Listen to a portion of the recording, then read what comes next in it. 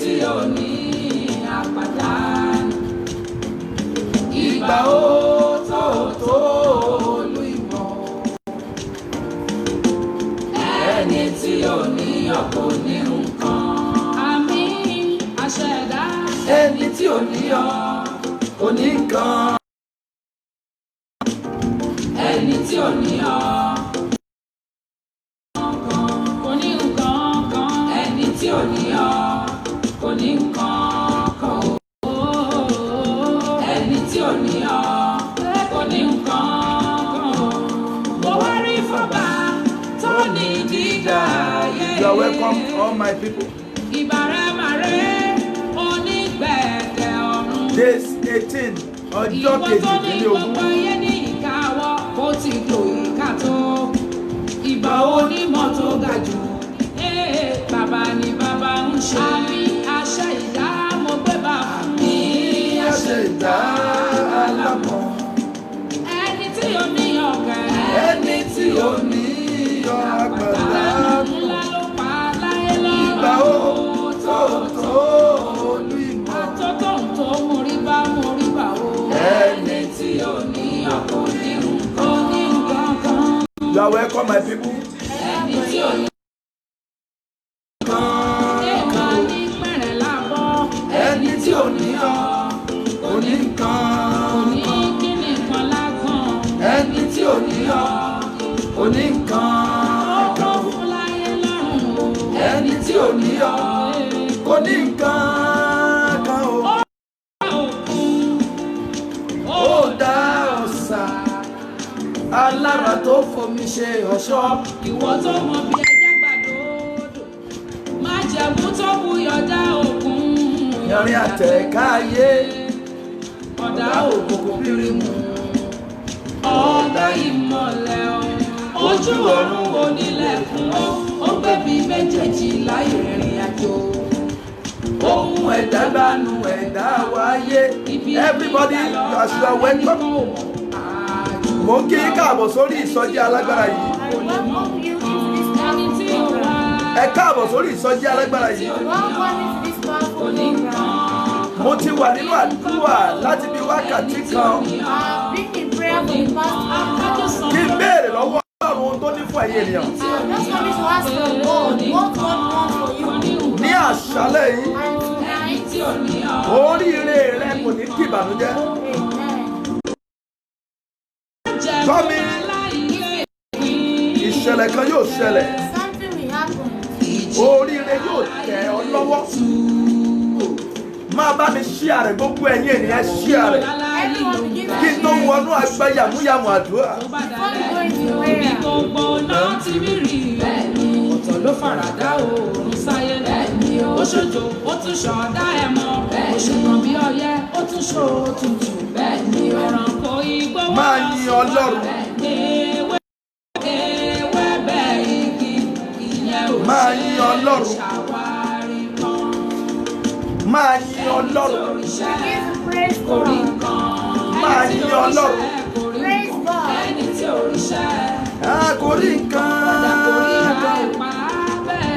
Ẹni tí ò ríṣẹ́ kò rí nǹkan kan o. Ẹni tí ò ríṣẹ́ kò rí nǹkan kan.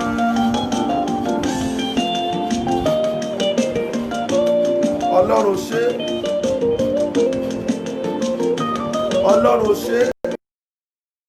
Ṣé mi dàbí òun? Òpin mi ní ìpín tí kò Kójọ́ tẹ́ni kejì. Mi ò lálẹ́ wù. Wàá rí ìyanu ní àṣálẹ̀. Wàá rí ògo ní àṣálẹ̀. Ohun rere á tẹ̀ ọ́ lọ́wọ́. Ó dá mi yóò sún mi níre. Máa share rẹ̀. Àṣẹ Olódùmarè ni. Máa share rẹ̀. Àyànmọ́ Máa share rẹ̀. Olúwa yóò bẹ̀ ọ́ wò. Àkọ́rí ìran mi Ojú ògo rẹ̀ ní. Mo ní ẹ̀mí ní o.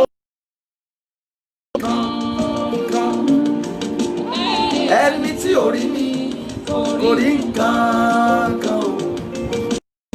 Ẹni tí ò rí kóre dé o.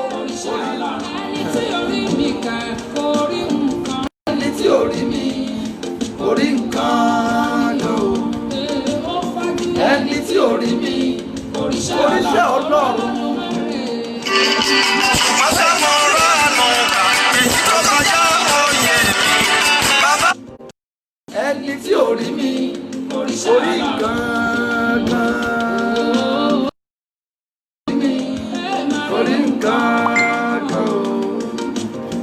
ẹni tí ò rí mi. ẹni tí ò rí mi ọlọ́run ẹni tí ò rí mi. Máa gbé Ọlọ́run ga gbogbo ènìyàn.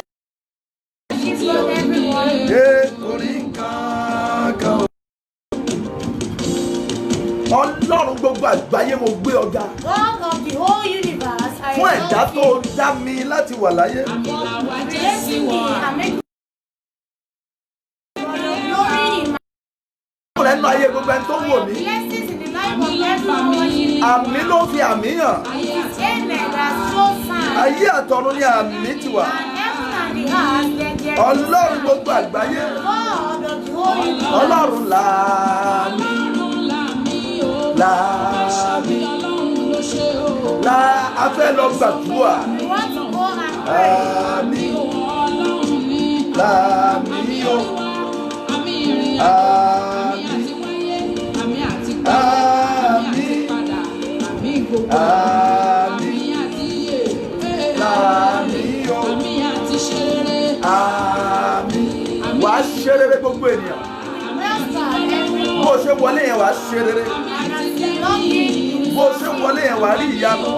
see miracle, Bó o ṣe wọlé yẹn wàá rí ìbùkún. see blessing. Bó o ṣe wọlé yẹn wàá rí ògo. As we love you, you Bó o receive ṣe ń pín yẹn and as you share it, wàá rí ìyanu. you see miracle. mi balẹ̀ Bó o ṣe ń pín yẹn As you share it, wàá rí ìbùkún. you see blessing. Bó o ṣe ń pín yẹn As you share it, wàá rí ìṣẹ́gun. you see victory. Bó o ṣe ń ṣí ara yẹn As you begin to share it, tó ń láìkí ẹ yẹn and you like it, wàá rí ìgbédìde. you see upliftment. Bẹ́ẹ̀ ni lórúkọ Jésù. So shall it Mo be. bá ní àṣẹ. I decree. Bó o ṣe rí yẹn And as you share it, ilẹ̀kùn máa ṣí fún ẹ. doors will be opened for you. Àmì ní àṣẹ. Amen is the Ní authority. àṣálẹ̀ yìí Tonight, a ó lo agbára mi. we are going to use the power of Báyìí ni amen. bàbá Jèhófà wí. God says Jehovah, Níbikíbi tá a fi rí ayé ẹ̀ pamọ́ sí. wherever your goodness has been Agbára kept, ọ̀gá ògo máa gbé the jáde. power of the Most High God will bring it Ó out. ṣe àmì ní àṣálẹ̀ You yìí. are not saying amen. Èèyàn méjì níwájú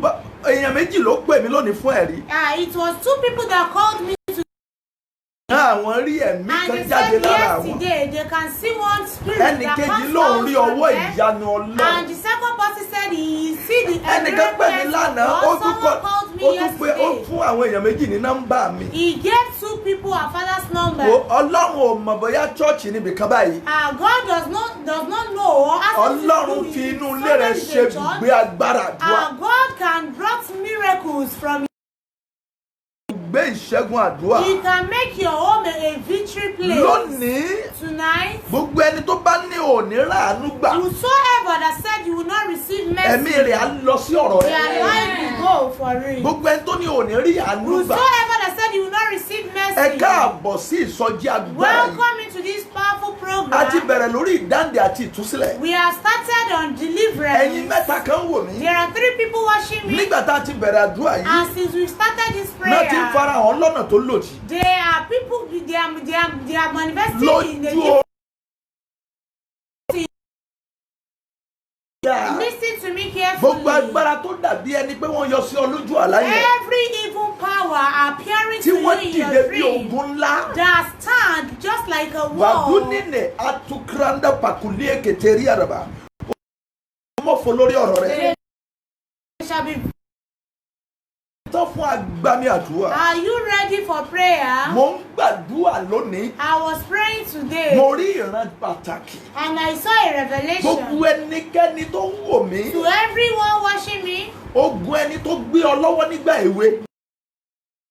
carried you from when you Gbogbo were ogun ẹni tó young. gbé ọ lọ́wọ́ nígbà èwe. The battle of those that carried you. Àtogun ẹni tó fún ọ lẹ́bùn ogun nígbà èwe. And that powerful person that has given you a gift Tó fi yọ àyànmọ́ rẹ dànù. just to destroy your destiny. Tó ní àyànmọ́ rẹ lára. That is tormenting your Láàárín destiny. ọjọ́ méjì péré. Within 2 days, Mo pa ní àṣẹ bíi wòlíì. I decree as a prophet, Bẹ́ẹ̀ni ẹ bá wà láyé. if such a person is still Yóò jáde alive, kúrò láyé fún ẹ. they will leave this planet else for you. A ò fi ọ̀rọ̀ ìṣeré. We are not joking with this word. Ẹnikẹ́ni Whosoever tó wọnú igi lọ nítorí that has ọmọkùnrin. entered into the tree, because I can see Ọmọkùnrin kan rèé. that this is a Ẹni man. tó wọnú igi lọ nítorí The ẹ̀. person that entered into the tree Tó because bá of igi you olúwéré múlẹ̀. and had covenant dance with that nítorí tree of ògo tó wálé ayé wá lò because of the glory you have come into this kó world to tó make use di of. alẹ́ ọ̀la Before tomorrow night, iná máa pa onítọ̀hún. fire will destroy such a Má person. jẹ́ kó rí ọ níbi tó wà. Don't be tired wherever you are. Gbogbo ẹni tó ń ṣe bí ọba lórí ayé rẹ o. Whoever that is acting like a king over Tọ́lọ́run your òfin life, ìjọba tó pera rẹ̀ that lálágbára. God have not ordained, but they Mo ordained ké bí themselves. wòlíì. I cry out as a prophet. Ìrìn àjò tí wọ́n rìn lórí ọ̀rọ̀ rẹ̀. That journey they embarked on because of Ìrìn your àjò tí ọ̀tá matter. rìn lórí ọ̀rọ̀ rẹ̀. The journey that your enemy embarked on Ìrìn because àjò of tí your òkùnkùn rìn matter. lórí ọ̀rọ̀ The rẹ̀. journey that the darkness embarked Ìrìn on àjò because tí of ayé your rìn lórí ọ̀rọ̀ matter. rẹ̀. The journey that the evil ones Ìrìn embarked àjò on tí because ọ̀tá of ilé your rìn lórí matter. ọ̀rọ̀ rẹ̀. The journey that your enemy embarked Máma jọ sọ on. ìrìn àjò tí wọ́n rìn lórí ayé rẹ̀. That journey that they embarked on Kí because of ìrìn your àjò yẹn life. kó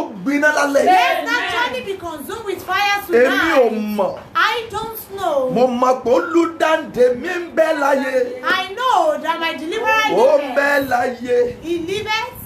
Ó ń bẹ láyé. He liveth. Èmi kò rèdè mọ́. I know Olùdáǹdè mi ń bẹ láyé. that my deliverer liveth. Ó ń bẹ láyé síbẹ̀. He liveth. Mo ti mọ̀ pé I have known olùdáǹdè mi ń bẹ that láyé. my deliverer Ó liveth. ń bẹ láyé. He liveth. Alágbára ni bàbá. He is so mighty. Mo mọ̀ pé I know olùdáǹdè mi ń bẹ láyé. that my deliverer is Ó ń bẹ alive. láyé sí. Gbogbo ẹni tí ò Whoever that have not tó lòun fẹ́ created you tún ayé wa dá. and they want to recreate your life, Gbogbo ẹni tí ò dá wa. Fẹ́ tún ayé rẹ dá. but want to recreate your life, Ọmọbìnrin múra o. this lady, Gbogbo ẹnikẹ́ni tí ò dá ẹ. whosoever that did not create Tó kí you, ọwọ́ atúnidàbọ̀nú ayé but rẹ. want to recreate your life, Lálẹ́ yìí, tonight, iná kó lù wọ́n pa. fire will consume them. Gbogbo ẹni tí ò dá. Whosoever that have not created you, Ó ní ẹni tí ò mọ̀ gbà tó dá mi. that person that don't know when you Má jò create me, fìyà jẹ mí o. they must not torment or suffer Ẹni me. That don't create tó you, gbin ogun sínú ayé rẹ. but problems Tó into gbin your ìṣòro life, sínú ayé but rẹ. plus Tó problems into gbin your ìbànújẹ́ life, sínú ayé that rẹ. plant sorrow into your Ẹni tí life, ò dá ọ. that person that did not Tó create gbin you, àìsètì sínú ayé rẹ. that plant Tó misfortune gbin into ogun your life, ìfàsẹ́yìn sínú ayé rẹ. that plant Tó setback and gbin ogun backwardness into ìpọ́njú your sínú life, ayé rẹ. that plant affliction, Tó that plant barren, ọ. that person that have not created Tó you, fún ọ ní ọfà ogun. that has given you Lórúkọ battle. Jésù ikú kó In gbá the wọn. name of Jesus, they will all die. So ń sàmì. Are you saying amen? Ẹnikẹ́ni tí ò dá ọ. Whosoever that have not created Tó ní you, báyé bàbá àti ìyá rẹ ṣe rí láyé rẹ ó they are ṣe rí. saying it is the same lifestyle that your father and mother Mo live, ríran that you will Jésù. also live. I can see the revelation of Mo Jesus. ríran Jésù. I can see the Gbogbo èèyàn revelation nínú of ilé Jesus. gbàdúrà yìí. Everyone at home, please pray this Gbogbo prayer. àbàmì ẹ̀dá. Ṣeré gbogbo èèyàn gbàdán. Please, everyone pray very Tẹ́ ẹ bá well. gbà kí alẹ́ kó tó tó 30 minutes. If you pray it for Ẹ ó 30 rí minutes, ìyanu kan tí ẹ you ò will ní rí. see one miracle that you've never Gbogbo experienced àbàmì before. ẹ̀dá. Every evil creature Tó ń tẹrí òkú ayé mi bá. that bound my glory, Gbogbo àbàmì ẹ̀dá. every evil creature, Gbogbo àbàmì ẹ̀mí. every evil spirit Tó ń tẹrí òkú ayé mi bá. that bound my glory By fire. by Louis Natia, be consumed with Ó yẹ fire. gbiná. Be consumed with Ẹ wo ẹ̀yin fire. tẹ́ ní àdúrà yìí. Please, those of you that hold this Ẹ prayer, tó mẹ́rìnlá. you are up to 12. Odidi àwọn agbára èèyàn kan. There are some Àwọn powers, àbàmì ẹ̀mí kan. some evil Mo creatures, dẹ̀ ní wọ́n dẹ̀ ń gorí èkó and ẹ̀ I báyìí. can see them. They are marching Wọ́n on dẹ̀ your ń glory. tẹ̀. They are stepping on Tó bá ti your kú díẹ̀ glory. kógo yẹn ó fà sókè. Once it remains a bit for Àwọn that agbára glory yẹn á tún tẹ̀ to mọ́lẹ̀. manifest, and those evil Mọ̀mí, spirits tó o bá fi will wòran tán fi press it tẹ down. ògo ẹ̀ bá And mọ́lẹ̀. if you are looking at them and they Ó press máa your kàn glory dàbí to ẹni them, pé ó ní. you will just be having Wọ́n à ní dreaming of jẹ́ the orí. to see Wọ́n that gbọ́ àbàmì goodness. ẹ̀dá. Every evil Gbogbo creature, àbàmì ẹ̀mí every evil spirit tó ń tẹ ògo Kóredé mọ́lẹ̀. that is pressing down my Tó ń darí glory, ògo mi. that is controlling my Gíjù. into the Iná wilderness. ẹ̀mí mímọ́. Fire of the Holy Pàdé lára Spirit, wọn. consume Cast them, fire. consume Ẹ them. gbàdúrà. Prayer. Ní orúkọ Jésù.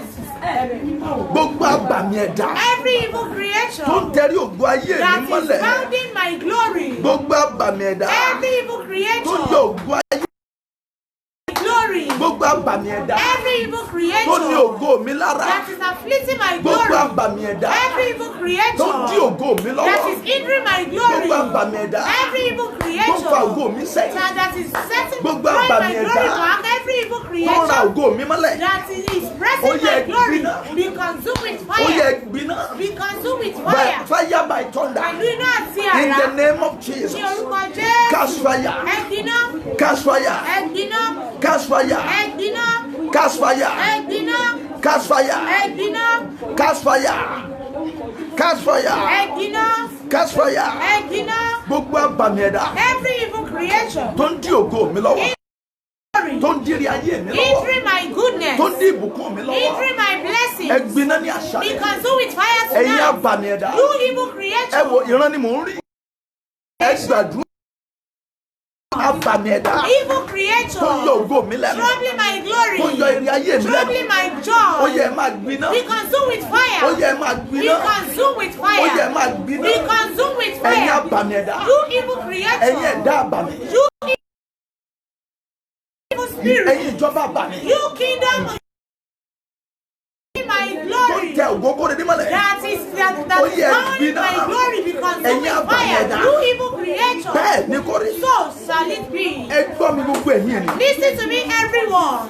ṣe ìrànlọ́wọ́ kan fún mi You do me a Jésù favor. Olúwa wa In Ẹ Jesus' ṣe name, my ìrànlọ́wọ́ kan Lord, fún do mi. me a favor. gbogbo ènìyàn ṣe ìrànlọ́wọ́ kan fún mi Everyone, do me a bá mi favor. ṣíà rẹ̀ lórí gbogbo Just share timeline it on your lẹ́ẹ̀méje timeline 7 times. bá mi ṣíà rẹ̀ Begin to ṣe share ìrànlọ́wọ́ it. yẹn fún mi Do me that mo mọ̀ pé o favor. fẹ́ràn mi I know you love ẹ wò me. mí ẹ jẹ́ n sọ̀rọ̀ kan fún mi Look at me, let me tell you ìyàtọ̀ wà something. nù pásítọ̀ There is a difference from Àti pastor wòlíì. and a prophet. láti bẹ̀rẹ̀ láti bẹ̀rẹ̀ àdúrà yìí Since we started this làwọn prayer, èèyàn ti ń pè mí that people have been dádì calling me ohun tó ń ṣe mí lẹ̀ ń sọ that daddy, you are talking about ohun what tó ń I'm ṣe mí passing làdúrà through. tẹ́ ẹ gbà That the prayer you have Ẹnìkan made is sọ what fún mi I'm passing lónìí. through. Someone told me ó lò máa rí today. agbami omi He said he do see òun a ò dẹ̀ ní lè river kọjá and he would not be Ẹnìkan able to sọ fún mi cross ní òní, ó pè it. mí. Someone called me ó lò máa ń today. rí wéèrè He said ilé òun and that person ẹ do gbọ́ mi chase sà. listen to me. tí àdúrà yìí fi ń yàtọ̀ rẹ̀ Difference mò in ń this gbà prayer. lọ́dọ̀ Olódùmarè. I am receiving it from the Most ìran High ní God. àdúrà tí mò ń It is pè a vision, a mi ò revelation. kọ́ sórí mi ò I kọ́ have sọ́wọ́ not written it mi ò down, lè sọ wípé and I cannot say àdúrà that tí mo máa pè rè point I kí n want tó to lay bẹ̀rẹ̀ down program. before I start tí mo bá bá fi bẹ̀rẹ̀ praying. program lálẹ́ But as we start mo program rí ẹ̀yin tonight, 14 I can see 14 tí wọ́n ń tẹ people ògo ẹ̀ mọ́lẹ̀ that they are marching to your bá mi glory. ṣí àkíní yìí o Please begin to ṣé share ẹ̀yin this 14 yẹn These 14 kó tó people tó on the 15th of May before on the 15th. They don't know what we call ó dẹ̀ ní bá corona, wa ò ní bá wọn mọ̀ and you will never experience sórí on the 15th of ṣé ẹ̀yin May. tẹ̀ làdúrà yìí Just for me that holds this àìdá prayer. ẹ̀wà yín ń dọ̀ o Maybe you are indoors àìdá ẹ̀sìn ní ń dọ̀ or you o are not indoors. wàá rí ògo yẹn You will see that á glory, rọ́ bí àgbàrá omi and it will come like a á sì river rọ́ wọnú ayé rẹ̀ and come into your bá life. mi ṣí àrẹ̀ Begin to share it. jágbàdúrà yẹn sí Let's pray this prayer Ìran once ní again. It is a revelation. ẹ̀mí mímọ́ o Holy Spirit, bó o bá lè ṣe fáwọn tó ń wò mí if yìí you can do it for those tí wọ́n watching lo me, ògo ayé for wọn them to use their èmi glory, náà inú mi ó dùn I too will be tàbí glad. ní kẹtẹkẹtẹ alùpùpù lọ ta lẹni tó ń tẹ Matching your glory. ẹ gbọ́ mi sá Listen to me, sir. ẹnìkan wò mí There is someone watching ó me. ní ẹ̀gbọ́n kan You have one Ẹ̀gbọ́n elder yẹn- brother, and that wọ́n ti brother ta ní ọ̀fà ẹsẹ̀ has been shot and ẹ̀gbọ́n harmed. yẹn ọkùnrin ló ń gbé ní That Òṣogbo person is a male. bó o bá ní ẹ̀gbọ́n yẹn If you know ní that kó pàdé brother, wa ń bí lórí ask afẹ́fẹ́ that lọ́la person to meet us online ìwòsàn orí tomorrow. afẹ́fẹ́ fẹ́ ṣẹlẹ̀ lọ́la There is a healing is about to mo happen rí tomorrow. ìwòsàn lójú I korojú. can see a great gbogbo ẹni tó healing bá ń ṣàìsàn to everyone that has tí ẹ seen. bá mọ̀ ní If ọ̀la you know them ẹni kó tomorrow, pàdé kó mọ̀ wò wá tell them to meet us Agbára online. àjíǹde The Jésù power of restoration of yóò Jesus gbà wọ́n là nínú àìsàn will deliver them from mo that mọ̀ pé sickness. alágbára ni I know that Jesus ọba is tó yàn mí powerful. láti inú The ìyá mi Lord that has chosen ó me ní from kí my n sọ fún ọ mother's pé òun womb tú asked me sílẹ̀ to tell you that He will Wàá deliver you. gbàdúrà yìí. You will pray this prayer. alágbára The mighty one, àbàmì ẹ̀mí that evil creator, àbàmì ẹ̀dá that evil tó ń tẹ creator ògo ayé mi that mọ́lẹ̀ is matching my tó ń glory, dín ògo mi kù that has reduced my tó ń glory, yọ ògo ayé mi lẹ́nu troubling my glory. alágbára That evil creator, Àbàmì ẹ̀dá. that mighty Ẹnikẹ́ni person, tó ń dín ògo whosoever ayé mi kù that is reducing ó my yá glory, iná pa á. fire Fire consume Iná them. pa. Fire kill Iná them. ẹ̀mí mímọ́. Fire of the Holy Ó Spirit. yá kọlù wá. Begin to Ó consume yá them. gbàdúrà. Ẹ̀mí mímọ́ o. Alágbára tó ń di ògùn ayé kóre lọ́wọ́, tó ń yọ ògùn ayé mi lẹ́nu. Ikú ó yá pa wọ́n. Gbogbo alágbára bàmí ẹ̀dá. Ẹ̀mí tí mi ò rí náà rí. Ẹ̀mbádùkà tún dòrí àlàlà. Mẹ́sẹ̀kẹ̀tẹ̀ dẹ́rẹ́kà sátárì àrọ̀. Máa bá sàkátà dòrí àlàlà. Bọ̀dá yóò dé gbàdúrà. Àǹtí yóò dé gbàdúrà. Ògo rẹ̀ ògo ìtóbi. Ògo ìtóbi. Gbogbo alágbára tó ń di ògo mi mọ́lẹ̀. Tó ń tẹ ògo mi mọ́lẹ̀. Tó ń gbé ògo mi bọ̀. Tó ń yọ ògo mi lẹ́nu. Tó ń yọ ògo ayé mi lẹ́nu. Gbogbo alágbára tó ń yọ ògo mi lẹ́nu. Gbogbo alágbára tó ń tẹ ògo mi mọ́lẹ̀. Ẹ̀yin náà mi mímọ́. Ó yá kọjá lára ẹ̀. Ó dùn sàkàtò rẹ̀ dà. Màkàkà ló lé kẹ̀tọ̀. Ilẹ̀ mọ́ kọjá lára ẹ̀. Ilẹ̀ mọ́. Anyone tó ń yọ ògo mi lẹ́nu. Tó ń pa ògo mi lára. Olúwa fi náà pa. Fi náà máa jẹ̀mú. Fi náà pa. Gbogbo alágbára tó ń yọ ògo mi lẹ́nu. Tó ní ògo mi lára. Tó ń di ògo mi lọ́wọ́. Yé.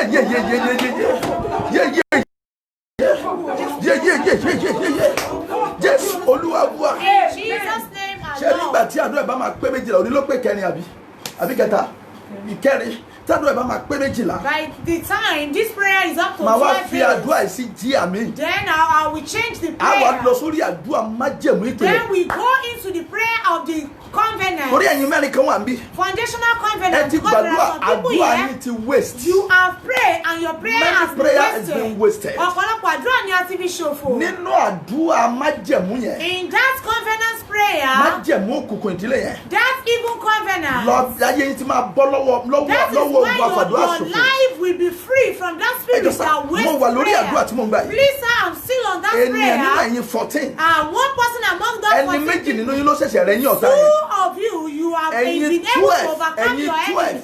12 people. Ẹ tí ì gbàdúrà You yẹn dáadáa. are yet to pray Mo that fẹ́ prayer dìde very well. gbàdúrà yìí. And I want to stand up and Torí tí pray. n bá rí ìran, Because when I see a mi ò mọ ibi revelation, tó kọjú sí. I don't know where Ṣùgbọ́n it's gbogbo based. alágbára, But any powerful person, gbogbo ènìyàn. every powerful Mo lọ sí person, orí òkè ńjọ́ kan. I went to the mountain a Mo certain day. gbàdúrà ọjọ́ méje lórí I òkè. prayed for 7 days on the Mo bá mountain. dé. And when I Mo bá rí obìnrin returned, kan and I saw a lady lójú àlá in my dream, ló bá bọ́ ní kándí mi. and she pulled off her knicker. Kì í ṣe pé bóyá ó ní ó kàn gba níkà dí mi. He just pulled off his knicker. Mo bá fẹ́ gba níkà yẹn lọ́wọ́ mi And ò rí when gbà. he was struggling Kí ló to collect dé? back the knicker, Mo what bá happened? gbóhùn ẹni tó dọ̀rùn And àtàyè. he heard the voice of the Creator. Àwọn ẹ̀mí abánidògo nìyẹn. That is the spirit that Aṣọ ni they want to naked èèyàn á gbé someone. ògo wáyé á dẹ̀ máa rìn bí Someone will korofo. carry glory and yet will be walking Èèyàn as á an lógo empty iṣẹ́ person. á dẹ̀. The glory of a good work, but we still Ẹ̀rú. the person up to be but he will become a slave. Ẹ̀gbọ́n ni ó bí ọmọ bíi méje wọn They ní are ló bí supposed kankan. to give birth to like 7 children. At least Àwọn not to give birth at all. ẹ̀mí adín ògo kù. They are spirits that reduce the power that kill Má glory. wò mí èmi náà fẹ́ Please gbàdúrà. don't one look at me. I Gbàdúrà lálẹ́. pray with all your Báwo tó bá strength. pè mí lónìí tó pè mí lánàá If tó some lẹ́rìí. people can call me today Ìwọ and náà máa yesterday ní that you have testimony, you will also have Ìgbàgbọ́ ló testimony. ní ìdí. You only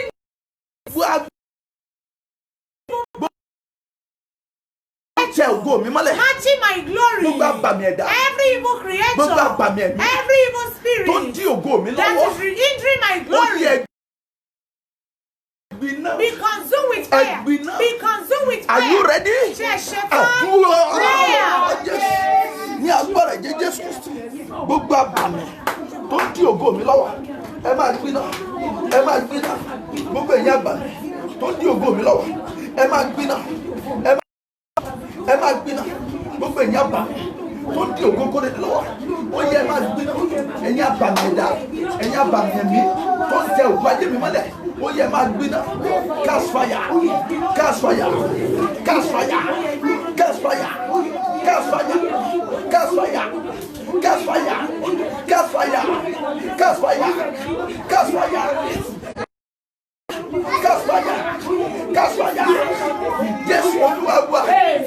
Ẹni tó ní àdúrà yóò gbàdúrà. The person that of Jesus. gbóhùn Jésù. I heard the voice of Níbi iná. you are going to cry out like Ẹ̀yin ọmọ fire. ìyá. Any sibling Tẹ́ ń ṣe lára ògo mi. that is envying my Ẹni tó ní glory. àdúrà yẹn jọ gbẹ. Ẹ̀yin ọmọ ìyá. Any siblings Tẹ́ ń ṣe lára ògo that mi. envy my glory Láti pa ògo mi lára. to destroy my glory. Ẹ̀yin ọmọ ìyá. Any siblings Tẹ́ ń tẹ ògo mi mọ́lẹ̀. that is matching my glory. Ẹni tá a jọ bí nínú ìbí. Any siblings Tẹ́ ń dí ògo mi lọ́wọ́. injuring my glory. Ẹ̀yin abàmì ẹ̀dá. Any evil Tẹ́ ń creation tẹ ògo mi that mọ́lẹ̀. is matching my Tẹ́ ẹ̀ glory. jẹ́ ó gbérí. That you don't want my Ó yẹ glory gbiná to lálẹ́. be consumed with fire Consumed tonight. by fire by And thunder. iná pẹ̀lú iná àti Lábẹ́ àrá. májẹ̀mú àánú Under lẹ́yìn. the covenant of Ó yẹ mercy. àdúró. Prayer. Gbogbo ẹ̀yin ọmọ ìyá. Ẹ ń dí ògo mi lọ́wọ́. Ẹ máa gbiná. Ẹ máa gbiná. Ẹ máa gbiná. Ẹ máa gbiná. Gbogbo ẹ̀yin ọmọ ìyá. Ẹ̀yin abàmì ẹ̀dá. Ẹ̀yin abàmì ẹ̀dá. Ẹ̀yin abàmì ẹ̀dá. Dí ògo mi lọ́wọ́. Ó yẹ máa gbiná. Ó yẹ máa gbiná.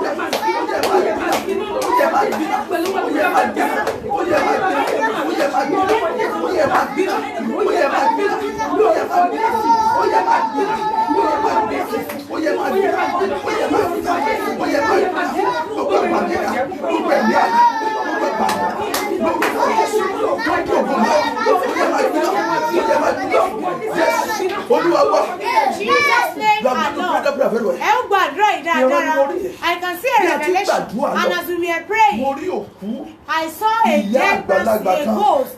òkú yẹn kọlà. That ghost Wọ́n has lè a fi hàn tribal nínú mark, pósí. and the person is lying in the Òkú coffin. ni mo rí o. I can see a Ó wá dead di nǹkan kan mú. person, and he's holding Olúwa kí ni something. ìtumọ̀ God, what is the meaning of this? gbogbo ohun tí ayé mi fẹ́ lò. Everything that my life needs to make Tí use òkú bá of, mú. that the ghost is Tí a holding, tọ́jú sínú burial that ground. has been buried in the burial Ògbó ayé ground. mi My glory, kiri ayé mi lọ́wọ́ òkú. my goodness in the hand of the Ògbó person. ayé mi lọ́wọ́ òkú. My glory in the hand of Ẹ̀yin sàárè ó yẹ the grave be consumed with fire. ẹ̀yin ibojì ẹ gbiná. Consumed with fire. Ògbó mi jáde lójú. My glory come out. Ẹ gbàdúrà. Prayer.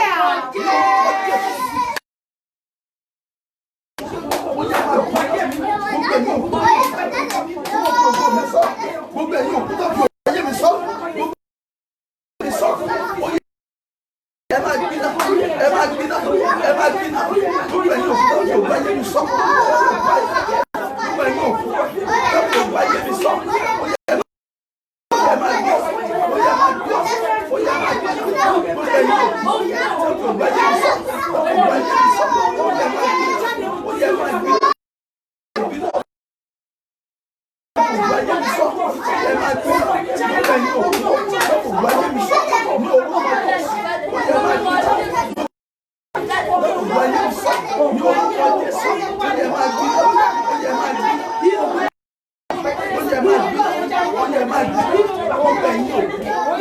ayé mi sọ.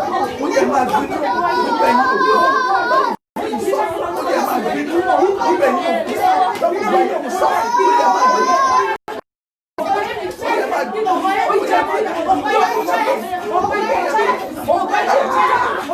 Ó yẹ máa gbiná.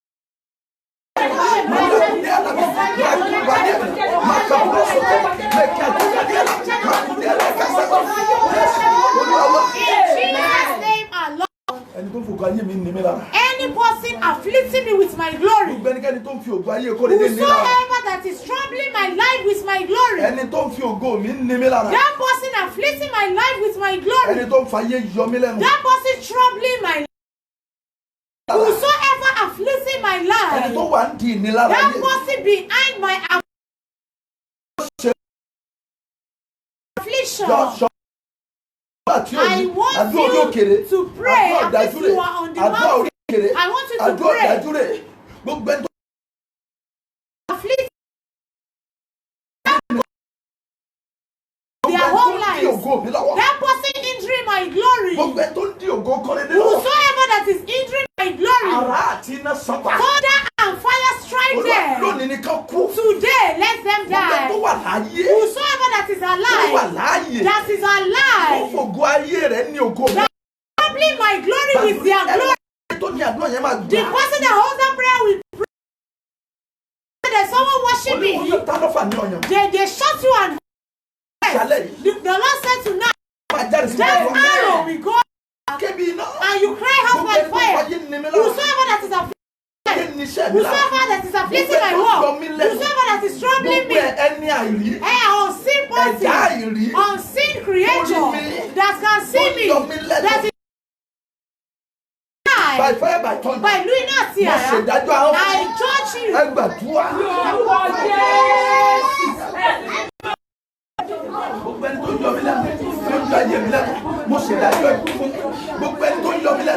Anybody that is troubling me, troubling my destiny, troubling my life, I destroy you. Okay.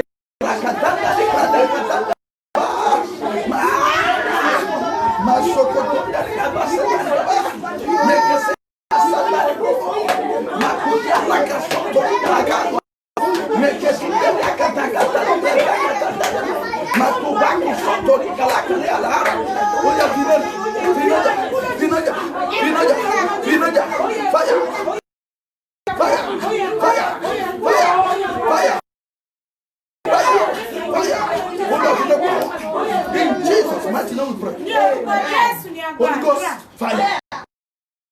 Holy Ghost, fire. I didn't hear you. Begin to share it. As you are sharing, God will bless. God will bless. Fire. Holy Ghost, Fire. Holy Ghost, Fire. Holy Ghost, Fire. Ẹni tó gbàbọ̀dì tì mí, gbogbo ẹ mọ̀ tún mẹ́. Want to be possessed. Possessed by demons. Ẹni tí say no to your blessing. Ẹni tó sọ pé rárá sí ìbùkún rẹ. Somebody that say no to your glory. Ẹni tó sọ pé rárá sí ògo rẹ. Somebody that sọ pé rárá sí ìgbédìde rẹ. Somebody that say no to your success. Ẹni tó sọ pé rárá sí àṣeyọrí rẹ. Somebody that say no to your leave them. Ṣé ó fi wọ́n sílẹ̀ ní? Jesus Christ said something. Jésù sọ ohun kan. Ó ní ẹnikẹ́ni tí ò bá fẹ́ ká jọ kí n jọba lórí wọn. He said whosoever that don't want me to reign on them, he said bring them and let's kill them. Wà á ké gbogbo inú rẹ mama. You cry out. Gbogbo ẹni tó gbà ọmọdé rò mú. Whosoever that is against me. Ẹ lè lọ bẹ́ẹ̀. You can't scoff free. Whosoever that is against me. Ẹ lè lọ bẹ́ẹ̀. You cannot go scot free. Ẹ máa kú tì. You will die. Gbogbo ẹ̀yin tẹ́ gbàgbọ́dé tí kò lè dé ọmọdé rò mú. Anyone against me. Mi ò fẹ́ mọ̀ yín. I don't want to know you. Gbogbo ẹ̀yin tẹ́ gbàgbọ́dé tí. Whosoever that is against me. Gbogbo ẹ̀yin tẹ́ wọnú ẹyẹ tì. Just of it that you have gone into witches and wizards because of me. Gbogbo ẹ̀yin tẹ́ wọnú ẹgbẹ́ àjẹ́ tì. Just of it that you have entered to the darkness because of me. Every fake prophet. Gbogbo ẹ̀yin wòlíì èké tẹ́ dìde lórí ọ̀rọ̀ mi. You fake prophet against me. Gbogbo ẹ̀yin àlejò èké. You gbogbo àwọn mọ̀lẹ́bí ìkà. Every gbogbo ẹni tó gbàgbọ́dé tì mí. Whosoever that is against me. Holy Ghost fire. Iná ẹ̀mí mímọ́. Iná pa wọ́n lálẹ́. Fire kill them Holy Ghost tonight. fire kill them. Iná ya pa wọ́n lọ. Anybody that against my success. Whosoever that is against my success. Ẹ tú wọn lọ́rọ̀ mi lá. Fire by fire. Pẹ̀lú iná àti àrá. Prayer. Gbogbo ẹni tó gbàgbọ́dé. Ó yẹ máa gbé. Ẹ máa gbé. Ẹ gbé náà. Ẹ gbé. In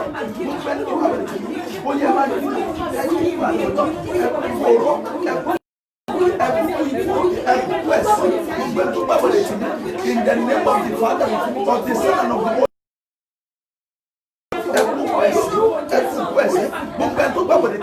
Holy Holy Ghost fire, Holy Ghost fire upon them, Holy Ghost fire upon them, Holy Ghost fire upon them, Holy Ghost fire upon them, Holy Ghost fire upon them, Holy Ghost fire upon them, Holy Ghost fire upon them, Holy Ghost fire upon them, Holy Ghost fire upon them, Holy Ghost fire upon them. Every contrary spirit in my life. The book of Genesis 17. Book of Genesis 17. Can you hear what it says? The book of Genesis 17. Book of Genesis 17. Genesis 17. You will pray wherever you are. Every evil spirit in my body. No evil spirit. Every strange spirit. Every strange spirit. Every strange spirit. spirit. Every spirit of hindrance. Please, you are not here in Nigeria. You are abroad. The Lord said your children has been shot an arrow of a strange spirit. The arrow of an strange spirit. And the Lord said in this prayer, every strange spirit, every contrary spirit, every evil spirit, every drive spirit of hindrances, every spirit can allow me to lose a good thing. Every spirit of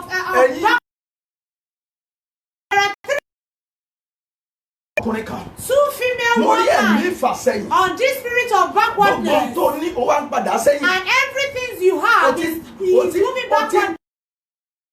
Begin to sell all what you have. Every strange spirit out of my body. You strange spirit. Every evil problem. Every problem that has been given to me as a gift. Every evil. Every problem. Out.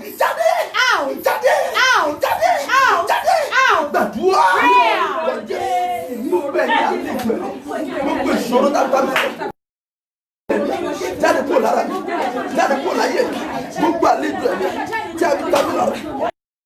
Jáde by fire by thunder, by fire by thunder, by fire by thunder. Gbogbo àlejò ẹ̀mí tí a fi ta mí lọ́rẹ. Ó yẹ máa jáde, ẹ̀yin àlejò ẹ̀mí, ẹ̀yin ẹ̀mí àjèjì, ẹ̀yin ẹ̀mí àlejò, ẹ̀yin àjèjì ẹ̀mí.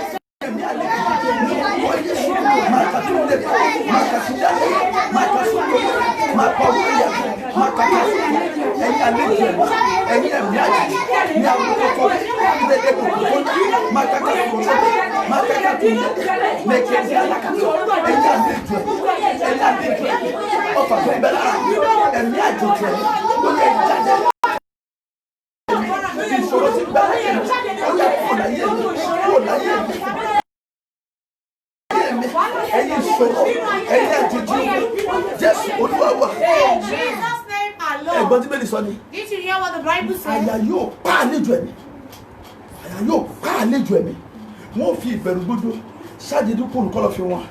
Every strange spirit in my life.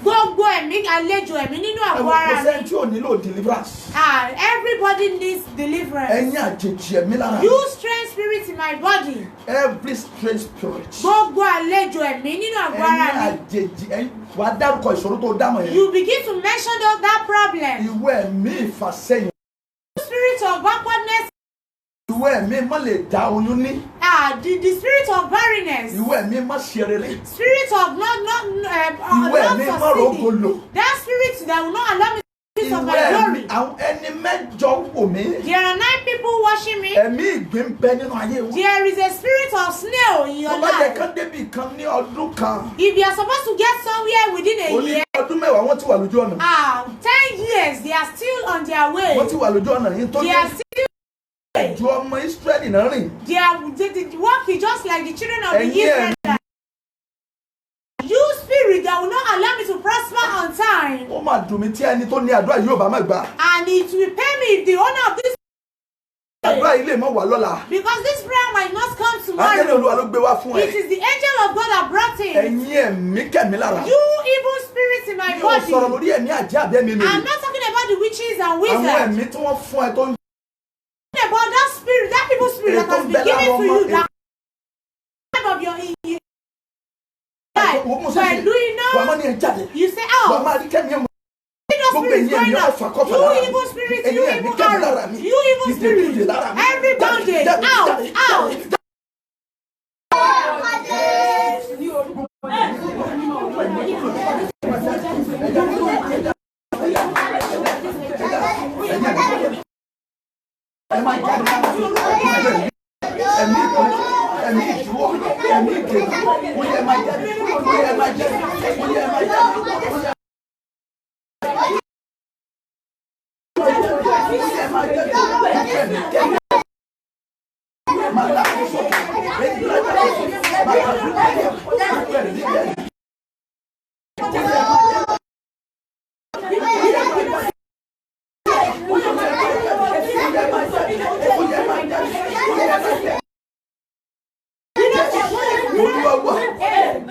Ogun tó ń tojú àlá wọnú ayé mi.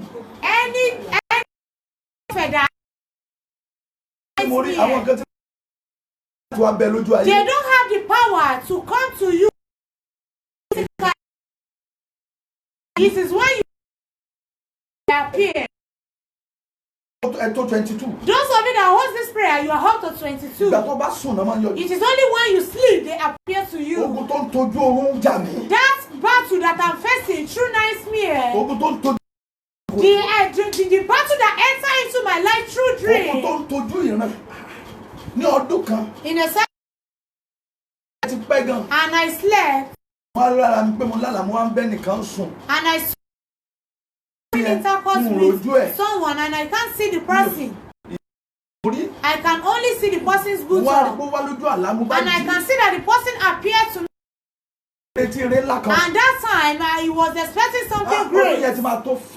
He's up to 15 years back now. And that was how they take me. And he begins to cry and pray. Because of you. Whosoever that is appearing to me in my dream, that person bringing rice, bringing food. Any battle, warfare that entered my life through dream. Any life through dream. That battle entered my life through dream. In the name of Jesus. Fire. Cast fire. Ọmọkùnrin ò lágùn. Èmi ìránṣẹ́ Ọlọ́run gan lágùn. Ogun tó ń tojú ìran jà. Any dream, any warfare battle that entered my life through. They know that when you are sleeping, you don't have power. That is the reason why they are snatching away something through your dream. We are going to the. It is a dream that they hinder you. It is true in your dream that they pull up your trouser. It is in your dream that they give you. Your dream that they consume what you have in fire. They dare not physically. It is in your dream that they snatch away something. Any battle that I'm facing in my dream as from today, be consumed with fire. You are being. Gbọ́dọ̀ jáyé mi mọ́. Ogun tó àdúró. Ogun tó tójú àdúró àlẹ́jà. Ó yẹ gbiná. Gbọ́dọ̀ jáyé mi mọ́. Gbọ́dọ̀ jáyé mọ́ mi mọ́. Ogun tó tójú àlẹ́jà.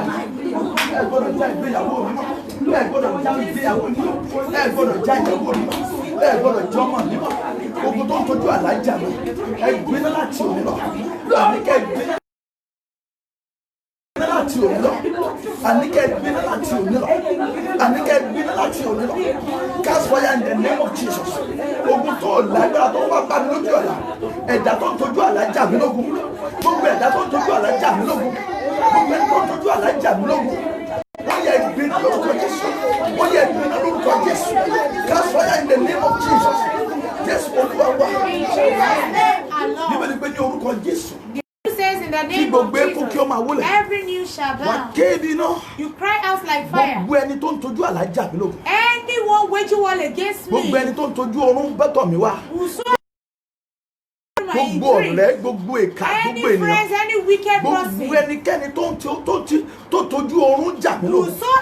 that is waging war against me, that are waging war against me in my, I don't have power to appear to me. That it is only in my dream they appear to me. Let them die by fire. Did they block your mouth and you cannot pray? If I pray like this, you will use 3 hours, you will not know. Any power that is waging war against me in my dream, whosoever that appears to me in my dream, whosoever that appears to me in my dream, die suddenly. Whosoever that appears to me in my dream, whosoever that is afflicting me in my dream, whosoever that drop walls back to me to my life in my dream, and as from today I will not see you again.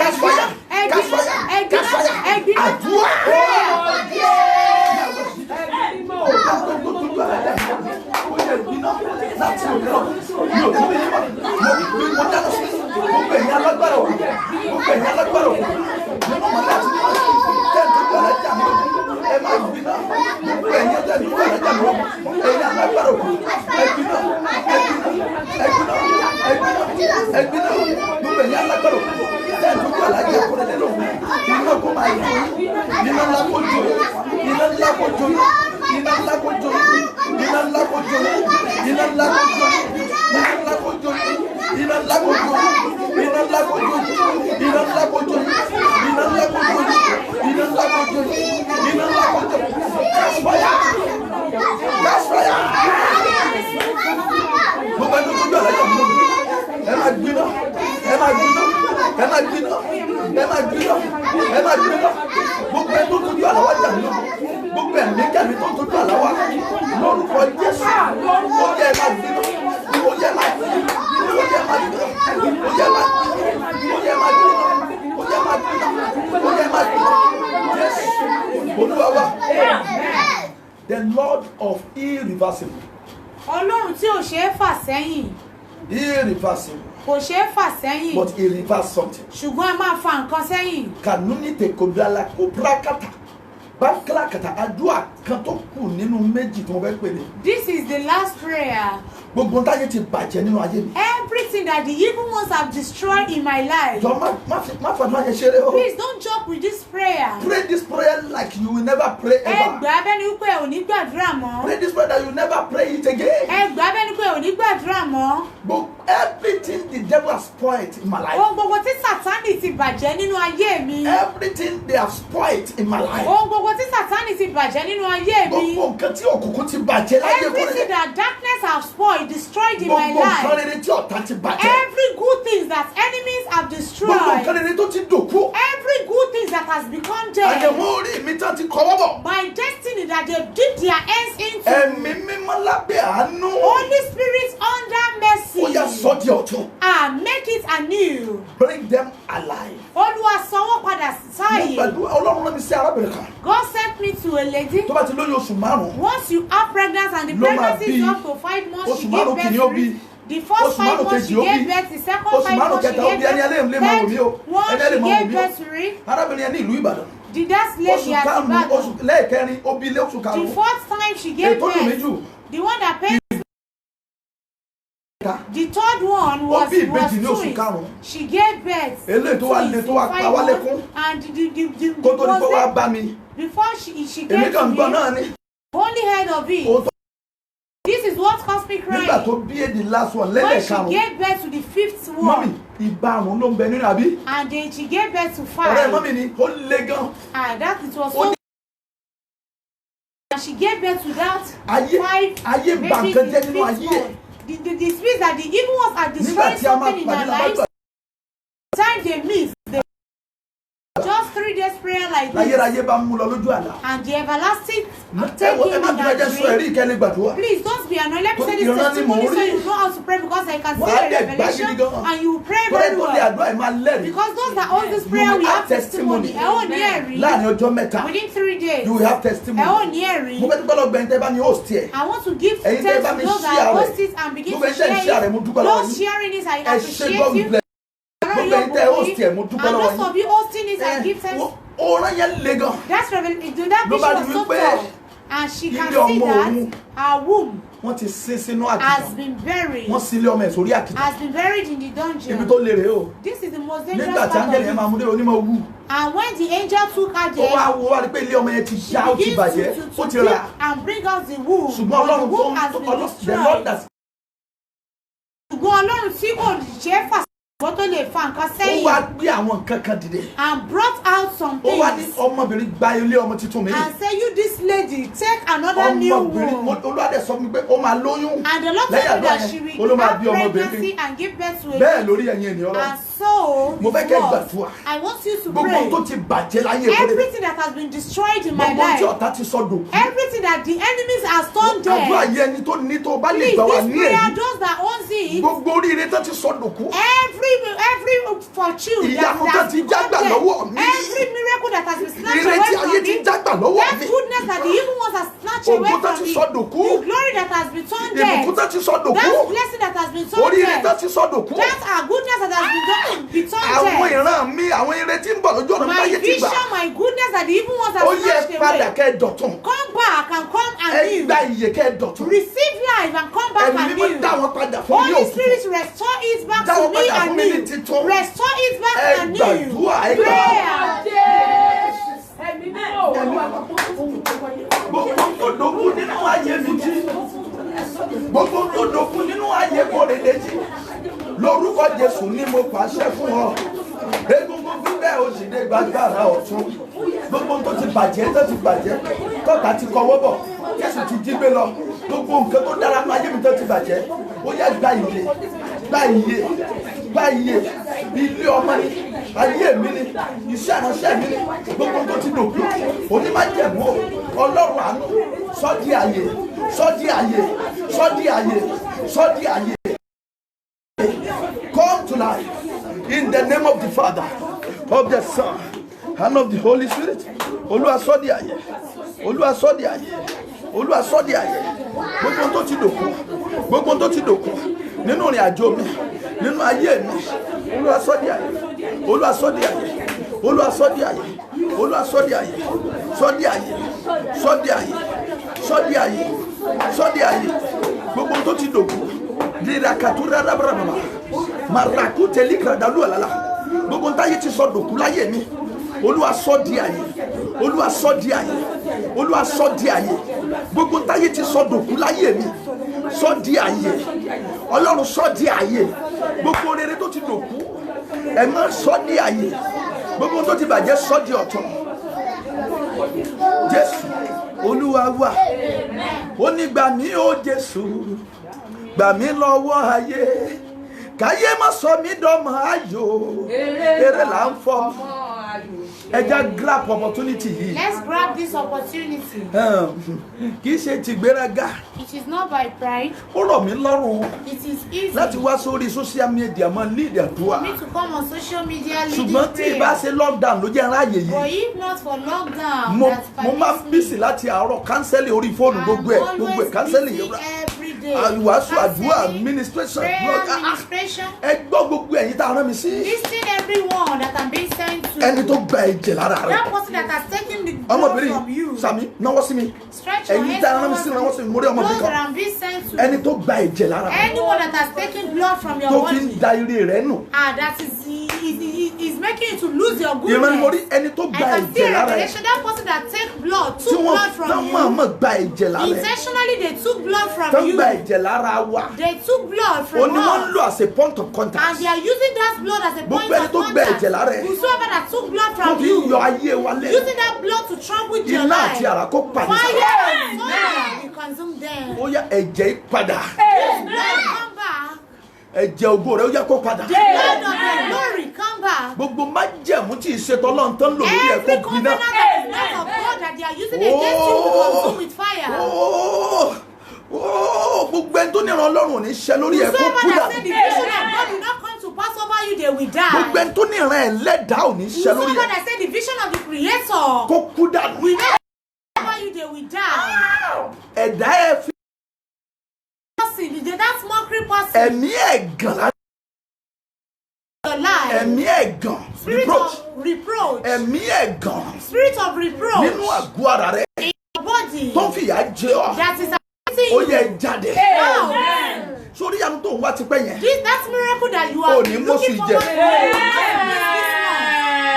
this oṣù April làwà yìí month. The month of April, ìyanu tó ń wá yẹn that miracle you are kò ní expecting, kọjá oṣù not in this month. ó ṣe ṣàmì òríran áńgẹ́lì ni wà wọn ogun ọ̀run bá ṣe yí ibi tó wà yẹn ká wà wọn áńgẹ́lì ìpè yìí wọ́n lè dunia tata kukra kadalu brakata kidololo embraka tukidiasa makudi dada undilike atakatu kelegro mekedu onono kata meketundila akudi agragataka makandu bleke to riada gbogbo ìyanu tó ti kalẹ̀kùn fún ti For all the miracles pẹ́ ìyanu you tó have ti been kalẹ̀kùn ti knocking pẹ́ on, looking on ìyanu tó ń pa ẹ́ lẹ́kùn that miracle that ó comes yẹ to gbà á prayer. ògo ni fún orúkọ Olúwa Hallelujah. ògo ni fún orúkọ Olúwa Hallelujah. ògo ni fún orúkọ Olúwa Hallelujah. ẹ bá ń ka Isaiah 60 náà Isaiah 6. ohun tí mo rí rèé. This is what I'm Sórí seeing. ní ọ̀la Tomorrow, a fẹ́ ṣiṣẹ́ lórí ogun orúkọ. we want to work on the battle of name. Òní ni mo rò pé Olúwa gba ọ̀nà mi yọ lónìí. Ogun orúkọ. Battle of name. Ẹ gbọ́ mi gbogbo ènìyàn. Listen to me, everyone. Agbára tó sin ahọ́n. That power Tó sin ahọ́n nítorí ọ̀rọ̀ rẹ̀. Tó ń fi àṣẹ bá ọ sọ̀rọ̀. that they control you with Agbára yẹn authority. dòkun látọ̀. As Ẹni from tí wọ́n fi today, ń sọ ẹ kiri. whosoever that they have been Ẹ̀mí ni using ènìyàn to ní. monitor, is this a Ẹ̀mí ẹ̀ human máa being lọ or sí spirit ọ̀run. for real? Wo mi, Look at ẹ bá mi me. kà. 60 verse 1. Dìde. Tell somebody arise. Type it arise. Sọ fún ènìyàn kan wípé Type it I am arise. sọ fún ènìyàn kan pé mo ti dìde. Type it I'm arise. Sọ fún ènìyàn kan wípé I'm arise. sọ fún ènìyàn kan pé mo ti Type it dìde. I'm arise. Sọ fún ènìyàn kan mo ti dìde. Arise. Dìde. Dìde. Tan ìmọ́lẹ̀. Shine the light. Tán ìmọ́lẹ̀. Nítorí ìmọ́lẹ̀ rẹ dé. Torí ìmọ́lẹ̀ gbogbo ẹ̀yin tẹ́ ń wò mí dé. Ògo Olúwa sì yọ lára rẹ. A ó gbé Jésù ga láyé mi. Ṣé prayer request ti wà nítòsí? A ó gbé Jésù ga láyé mi. Yeah. A ó gbé ga, a ó gbé ga, a ó gbé ga. A ó gbé Jésù ga lára mi. Ẹ lè sọ fún àwọn ẹbí yín. You can tell Ẹnìkan kò sí ní live lánàá. someone was not Wọ́n kàn online invite ẹnìkan yesterday, kó lọ wò ní. and they invited someone Ó to dẹ̀ just go wọnú àdúrà and pẹ̀lú watch, ẹ̀. and the person Béèyàn bá ń entered wo eléyìí prayer. lọ́dún mẹ́ta If you are watching this for tó ń 3 tún wò years yóò máa kan ìyanu. and you rewatch it, you will receive miracle. A ó gbé Jésù ga láyé mi.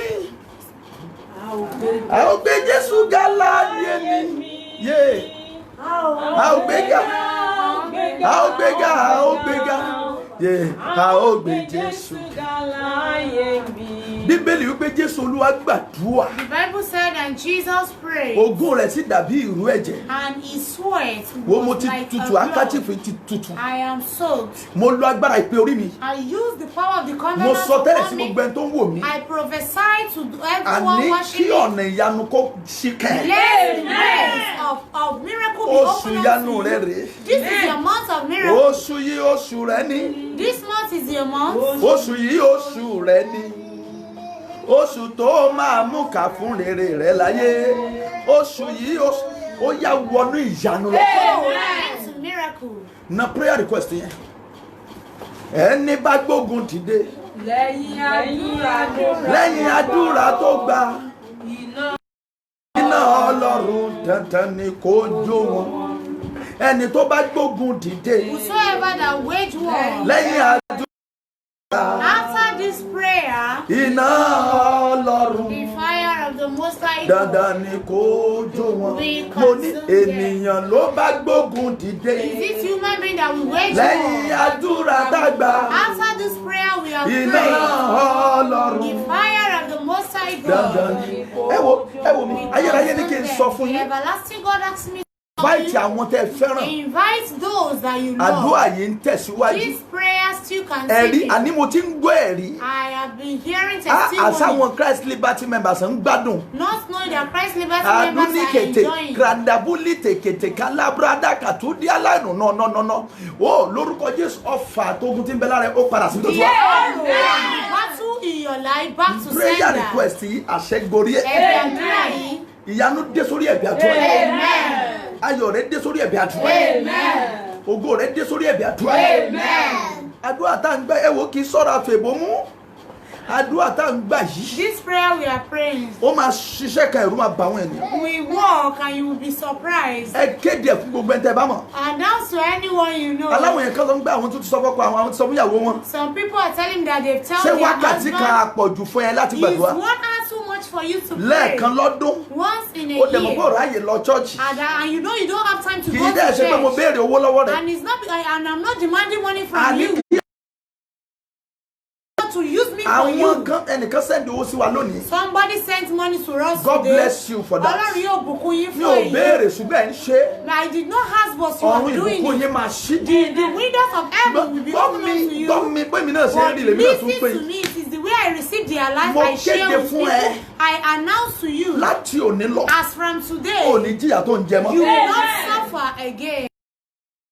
Ṣí ara rẹ̀ lẹ́ẹ̀mẹ́. it 7 times. Bá mi share lẹ́ẹ̀méje. Share it 7 Gbogbo ẹ̀yin times. tẹ́ wà lórí live. Those of you Mo online, fẹ́ gbàdúrà fún yín kọ̀ọ̀kan kẹ́ máa I want sàmì. to pray for you one after the other. You say Láti fi amen. kí yín àti láti gbàdúrà fún yín. A fẹ́ máa lọ náà Just nù. to greet you and Láti pray fi for kí yín you. àti láti gbàdúrà fún yín. To greet you and pray for you. Ẹni àkọ́kọ́, The first mo person súre fún ẹ. I prophesy, Sista mi, my sister, Rẹ̀mí Favour. Remy Favour. Ẹ̀yin lẹ máa ń kọ́kọ́ wọlé sórí You program are yìí. always the first person Ogun ò to ní enter jà into ọ́. this program. Ìlérí Ọlọ́run yóò ṣẹ fún ẹ. Amen. Miss Adéfilá, Ẹ̀bùnlọ́mọ, ó yá gba ìyanu. Amen. Táíwò, àti Arọ́wọ́sẹ̀gbẹ́, ó yá gba ìyanu. Amen. Kẹ́hìndé àti Sọlá, ó yá gba ìyanu. Amen. Àti Sọlá Adékúnlé, Ọ̀bùràkúnlé, ó yá gba ìyanu. Amen. Sọlá Ajíbádé, ó yá gba ìyanu. Amen. Ó sàmì. Tolú Joseph, ó yá gba ìyanu. Amen. Mo ń kí yín Bíọ́lá Àríkẹ́ lórúkọ Jésù, ó yá gba ìyanu. Amen. Táyọ̀ Dàda, ọ̀run rẹ̀ ṣí. Amen. Ó sàmì. Amen. Ó sàmì Táyọ̀. Amen. Lẹ́yìn ayẹni Adélé kílẹ̀kùn ògo yẹn ṣí fún ẹ. Amen. Mo pa á ní àṣẹ o. Èdúrí nàkàkúndílé tètè kèdólé lóbó. Ọlájùbù Bọ́lá lórúkọ Jésù, ó yá gba ìyanu. Amen. Bọ́lá Àríkẹ́ ọmọ mi Adékójọ, ó yá gba ìyanu. Amen. Lórúkọ Jésù Kristi àánú Olúwapọ̀ Adéròmú kílẹ̀kùn ṣí fún ẹ. Amen. Lórúkọ bàbá ọmọ àti ẹ̀mí mímọ́, mo pa á ní àṣẹ màmá Adéròmú, ó yá wọnú ògo lọ. Amen. Abíọ́dún Adéyẹmí Babátúndé, ó ilẹ̀kùn ògo lágbàáyé kó ṣí fún ẹ. Amen. Mo ké bí Olúwa ti rán mi, Olúwọlé Olúkọ̀yà kejì lórúkọ Jésù ọ̀run kó ṣí fún ẹ. Amen. Bàbá wòlíì, bàbá okun Ọlátolúlọpẹ́ lórúkọ Jésù iṣẹ́ yẹn ògo yẹn yóò máa pọ̀ sí. Amen. Mo gbàdúrà Ṣọlá Ajíbádé, mo ti gbàdúrà fún ọ kọ́run rẹ̀ ṣí. Amen. Samuel Kasali, bàbá Kasali, màmá Kasali lórúkọ Jésù Kristi ohun tó ń dùn yín lọ́kàn lóhun tó ń bà yín lọ́kàn jẹ́ Olúwa lórúkọ Jésù Olúwa yanjú ẹ̀ lórí. Amen. Ìbùkún tí mo rí yẹn ilẹ̀kùn tó ṣí yẹn kó máa ṣí fún yín. Amen. Mo gbàdúrà lẹ́yìn ayé ni ò ní dẹni ilẹ̀. Amen. Bùnmi Afusatu Bákàrè lórúkọ bàbá ọmọ àti ẹ̀mọ́ mọ̀ pé Muslim ni ẹ́ ọ̀run òbùkún rẹ̀ ṣí. Amen. Ayakundide ketekule gelege namakundide de kurodo endebro sotoli klebe títí láyọ̀ láyé ká ọmọ mi àjọ bẹ̀rẹ̀ àdúrà ẹni láti 18 days lórúkọ Jésù Kristi ògo tí mo rí nínú ayé yẹn nínú ọdún yìí ayé máa nínú tuntun endebroto egele ẹgbẹ́ mo gbàdúrà fún ọ Babalọ́lá ilẹ̀kùn ìbùkún ṣí fún ẹ. Amen. Gbogbo ẹ̀yin tẹ́ ń wò mí ẹ máa ṣàmì o ọ̀run ìbùkún ṣí fún yín. Amen. Jùmọ̀kẹ́ King ó yá gbàyanu. Amen. Jùmọ̀kẹ́ King gbàyanu. Amen. Mary Òjó gbàyanu. Amen. Mary Òjó gbàyanu. Amen. Ẹ máa bá mi orúkọ tí ìgbà tí pé o mo pa ní àṣẹ lórúkọ Jésù Kristi lórúkọ Jésù Kristi màdùkúrú tòdí ẹ̀bà owó labí ayẹni yá ọ̀run ògo ọ̀run ìbùkún kó ṣí fún. Jésù Esther Makudi dèdè nínú sọ̀rọ̀ èèyàn tèmi ní London kó go sí fún ẹ. Amen. Kílẹ̀ kó go sí fún ẹ. Amen. Mo gbàládùá lórúkọ Jésù Anthony Joy my daughter lórúkọ Jésù ó yá Ọlọ́run perfect. Amen. Àǹtí yẹn ti kó lórí kíní tí àǹtí kan tí mò ń wò yìí lórúkọ bàbá mi ó yẹ ní Elizabeth ó yá wọnú ògo lọ. Amen. Gbogbo ẹ̀yin tẹ́ bá jẹ́ tí mò ń pè lórúkọ tẹ́ jẹ́ mọ̀mọ́ ẹ má bínú ọ̀run sí fún yín. Amen. Lórúkọ Jésù Adéọlá Ọládìméjì ohun tó Olúwa ṣe ilẹ̀kùn Olúwa lórúkọ Jésù ìrànlọ́wọ́ Olúwa kó ṣí fún ẹ. Mo gbàdúrà Ọlátúndé Abọ́lá Joy Daniel wọnú ògo lọ. Amen. Wọnú ògo lọ. Amen. Ẹ máa rí ìyanu. Ẹ máa sàmì tó bá ti lórúkọ Jésù Ọládélé Victoria wọnú ògo lọ. Amen. Marvina Deno Sylvester from London. Amen. Ṣèyí Israel Olóyèdé ògo. Lẹ́yìn ayẹni ògo rẹ̀ tàn. Amen. Kristana ọ̀run ìbùkún fún ẹ. Amen. Tósìn Adéyẹmí gbàyanu. Amen. Sàmì lórúkọ Jésù Túndé Samuel wọnú ògo lọ. Amen. Abíọ́lá Ọládòyìnbó Abíọ́dún Ọládòyìnbó kó máa ṣí. Amen. Akin Ọ̀ṣun Adédayọ̀ ìran kan wà ògo kan wà nú ayé ẹ tí wọ́n tí ìjó yọ lórúkọ Jésù yóò yọ látòdì. Amen. Abíọ́dún Ọládòyìnbó òkè àti gbàdúrà fún ọkọ Ọ̀sàkà Ìsáàkà Alhaji is my friend, is my brother from what gbàtà àti ìjẹ́ nkankan Isiaka kó o máa ṣe rere Alhaji wà á rógolo bó ṣe ń wò mí wà á rógolo Alhaji yẹn ni ó gbàgbọ́ nú ministry yìí ọ̀run rẹ̀ dẹ̀ ń ṣí wà á rógolo Tatúni Títílayọ̀ Ọláyínká kó o máa rí bùkún o ṣàmì Títílayọ̀ Ayọ̀déjì Oyèwọlé kọ́run ó ṣílẹ̀kùn fún ẹ Clewem House kẹrí bùkún Tolú Joseph ó yá gba ìyanu ọmọbìnrin yẹn kò tí ì rí nǹkan kan ó máa rí ìyanu gan gbogbo ẹ̀yin tẹ́ ń wò mí ẹ wọnú ògo lọ sàmì Ọmọlára Olúwafúnkẹ́ o àṣepé iṣẹ́ ògo kó farahàn láyé rẹ̀ Táyọ̀ Dàda bàbá Táyọ̀ Dàda ó yá wọnú ògo lọ lórúkọ bàbá ọmọ àti ẹ̀mí mímọ́ Ọlátúnjí Bọ́lájí Ọlátúndé Abọ́lájí ọmọ mi ó yá wọnú ògo lọ Tatúni David wọnú ògo lọ Emmanuel Adéyẹyè wọnú ògo lọ lórúkọ Jésù ẹ máa wọnú ògo lọ Abdulrasaq Ọlábísí ilẹ̀kùn rẹ ọmọbìnrin lóhùn rí yanu kan nínú àpàdé àdúrà ẹ ilẹ̀kùn míì kó tún sí fún ẹ Tatúni bá rìn Dọ́lápọ̀ ó yá máa ṣe rere máa ṣe rere Gíwá Ayọ̀délé kílẹ̀kùn ògo máa ṣí fún ẹ Tatúni Adéfilá kó o máa rí ìyanu gbogbo ẹ̀yin Adépọ̀jù Olúṣọlá ó yá wọnú ògo lọ Adétipẹ̀ Comfort wọnú orúkọ yẹn lè máa test mi o lẹ́yìn ayé ni ẹ wọnú ògo lọ máa tún dòrí Kèrèdúsì Prakatali Egrebo Táíwò Kúsímọ̀ ó yá wọnú ire lọ Ọlọ́run ṣàṣepé iṣẹ́ lórí ẹ̀ Sulaiman Yusuf ká rí ìyanu wà á rí ìyanu mo sọ̀rọ̀ wà á rí ìyanu mo gbàdúrà kújọ́ rẹ̀ Olúwa ṣeun ọ̀run ìbùkún rẹ̀ ṣí Màtúndé Lekra èmi Kóredé Adéròmù mo gba ìyanu ta ló kú o Makin Celine the Lord will bless you goodness and Olúwa the Lord will bless you lórúkọ bàbá ọmọ àtẹ gbogbo ẹ̀yin tó kù tí mi ò tí ì pè tàbí tí mi ò rántí pè lórúkọ Jésù Emmanuel Àjàlá kọ́lọ́run kó bùkún fún ẹ Àjàyí Bọ́lá kó ṣe rere Adélẹ́yẹ Samuel Olúmúyìwá kó rí ìyanu gbogbo ẹnikẹ́ni bàbá Akin bàbá Òkìkí Jésù ìránṣẹ́ Ọlọ́run alààyè kó rí ìyanu gbogbo ẹni tó ń wò mí pátá Adélẹ́yẹ Samuel Olúmúyìwá kó rí ìyanu Àmọ̀wó Abíọ́dún mo ní kó rí ìyanu àṣàmì ṣẹ́rí ẹnìkan wà ń bẹ̀ yẹn o kó tó di aago 11 ọ̀la. There is someone there before 9 p.m. Olúwa ní wàá rí ìyanu ńlá. Adéyínká Esther wàá rí ìyanu ńlá. Evangelist Onípítà wàá rí ìyanu ńlá. Láti òní lọ ẹni ó bá takò yín yóò kú dànù. Adémọ́lá Babátúndé ẹni ó bá takò ẹ yóò kú dànù. Babalọ́lá mo pé lọ́lá Babátúndé wàá rí ìyanu. Lórúkọ bàbá ọmọ àti ẹ̀mí mímọ́ bá a ṣe ń lọ lónìí bá a ṣe ń kú lórí pápá ìsọjí lónìí ẹ̀rí ńlá tí ò lérò rí láyé àtẹ̀yìntẹ̀ wà lábúlá London US America yìí tí mi ò rántí porúkọ yín àtẹ̀yìntẹ̀ tún ẹ̀ máa join láti wò lálẹ́ yìí ẹ máa rí ìyanu.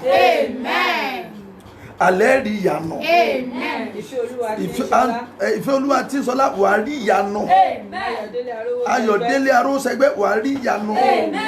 Mọ́mí Fúnmiláyọ̀ Ọládìíní from London I think so wà á rí ìyanu. Lórúkọ bàbá ọmọ àti ẹ̀mí mímọ́ o ire yìí kò ní nídènà. Bẹ́ẹ̀ ni kò rí. Rahim Ajíbíadé you will make it. Bẹ́ẹ̀ ni kò rí. Ọlájùwọ̀n Ọládìméjì you will make it. Make it. You will make it. Bẹ́ẹ̀ ni kò rí. Ẹ gbọ́ mi gbogbo ẹ̀yin ènìyàn. Listen to me everyone. Gbogbo ẹnikẹ́ni tó yí mi ká. For whosoever that surround me. Àtẹ̀yìntẹ̀ ń wò mí. And those of you watching me online. Gbogbo àìsàn coronavirus. The sickness of coronavirus. Kò ní dọ́dọ̀ wa. Not near us. We are covered with the blood of Jesus. Àbò yìí pẹ̀lú ẹ̀jẹ̀ Jésù. Stay safe. Wash your hands daily. Sanitize your hands, sanitize your house. Distance, social distance. And the Lord will bless you. Amen. I love you all. Invite people for this program tomorrow. Arise and shine. Because your light has come. No one can stop it. In the name of the Father, of the Son, and of the Holy Spirit. God will make you rich. My brother, láti join kí ló dé ó yẹ kẹ́ ti join tipẹ́ ògo rẹ̀ máa tàn. Bẹ́ẹ̀ ni kó rí. Gbogbo ẹ̀yin tẹ̀sẹ̀ tún wọlé ògo yín máa tàn. Ẹ bá mi share rẹ̀. Ẹ bá mi share rẹ̀. God bless you to everybody. Tí mi bá rántí porúkọ yín, I'm sorry. I love you all. God bless you. Thank you. Ó ṣe mí dàbí òkú. Meet tomorrow by 9 p.m. Invite others 9 p.m. 9 p.m. My time is my time. Sorry.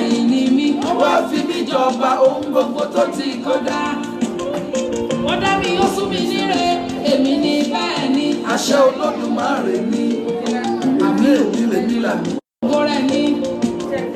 Mo ní ẹ̀mí ìyẹ́ nínú ẹni orí mi orí nǹkan.